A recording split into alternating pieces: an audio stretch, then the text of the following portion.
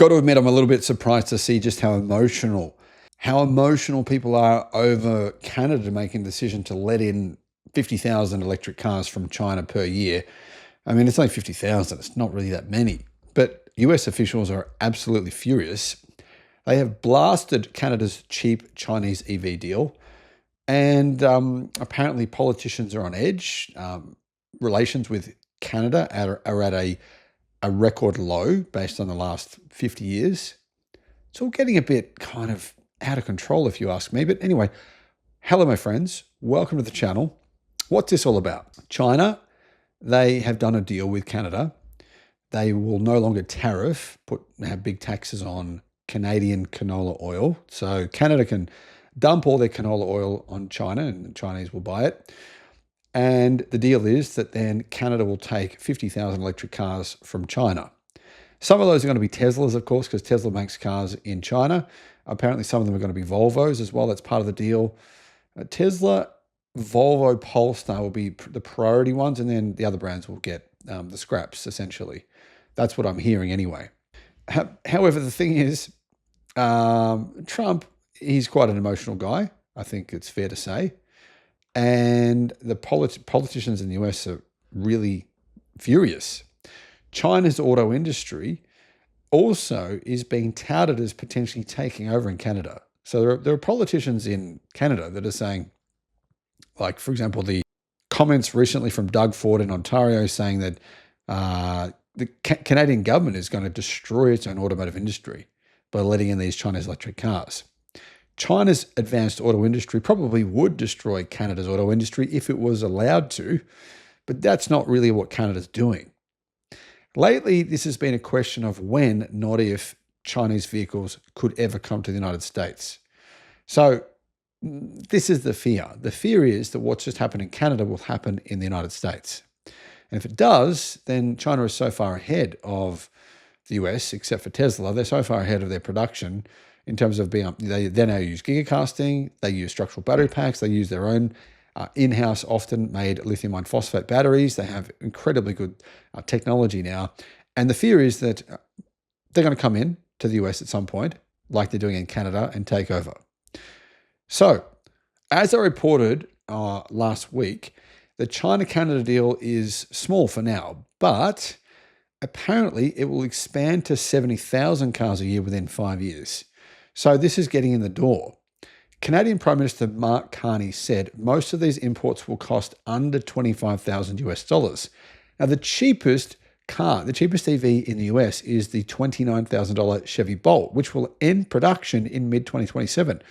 So you'll be able to buy cars in Canada at much lower prices. The US is obviously afraid Americans will drive across the border and buy some of these vehicles and bring them back into the States. Naturally, there are people who are furious about this. Senator Brian Schatz blamed the Trump administration's strained relations with Canada. We just got absolutely rolled in this Canada-China deal, a stark foreign policy failure with domestic economic consequences, said Schatz on X. The most basic principle in politics and geopolitics, he said, is loyalty to friends. And we weren't just disloyal, we were hostile. So here we are. Is it true that the Trump administration was hostile to Canada? I've got to tell you that here in Australia, and I think in the West in general, people do view the Trump administration as having been hostile to Canada. Now, I don't know if that's correct, but that's how it looks from the outside. President Donald Trump appeared to give the deal a thumbs up. If you can get a deal with China, you should do that, Trump told reporters. The guy is like bipolar. Other US economic officials said Canada will ultimately regret the deal. So the US says that they'll regret this. Now, the Associated Press said this: Chinese automakers will have to meet standards required for the Canadian auto market for the latest trading arrangement to be successful. Standards that are similar to those in the US, which is likely to incentivize China auto manufacturing investment in Canada. This is what the fear is, right? The Chinese will come in and they'll start building car factories there in Canada, which will really be assembly factories where they'll assemble their own cars there. Then there'll be no cap.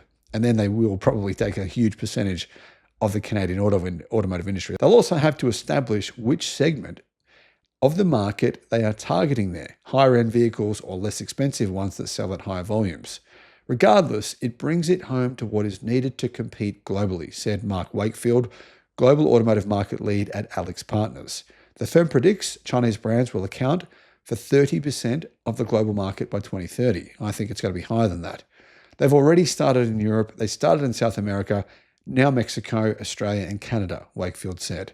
American car makers don't want to end up as a Brazil with your ethanol-based cars that aren't sellable anywhere else in the world, and like Britain or Australia that used to matter in the auto world and no longer really matter. Now, I should point out that, Chinese manufacturers had nothing to do with Britain or Australia's automotive industry's decline. There was nothing to do with them. So we can't really blame them for that. Anyhow, I think that this is going to be a good thing. I think that this will give more choice to customers in Canada. Officially, we haven't yet seen Chinese automakers start building factories in Canada. So maybe Canada will say no to that. But either way, 50,000 vehicles per year is not that many. But if they're affordable EVs, for me, in my mind, that's a good thing. There are no $25,000, $20,000 affordable electric cars on sale in Canada right now, but there will be soon. So I'm not really sure what the issue is here, but it's interesting to see that there's a lot of fear. There's a lot of fear of the Chinese right now. How do you guys feel about this? Let me know in the comments. Thanks for watching. If you'd like to book a paid consultation, you can do so, and I'll put a link in the description below. If you want advice on what electric car to buy, solar systems, all that kind of stuff, you can do that. Guys, if you want to install solar panels, a home battery, or a home charger, the best way to do this for your situation is to go to the links in the description below, and they'll take you to a page where you can compare everyone. So depending on it doesn't matter where you live. A lot of people email me all the time saying, well, what solar system should I get? Who should I go with? What battery should I get? What electric charger should I get? Well, click in the links in the description and you can actually compare all the different choices and find the best deal for you.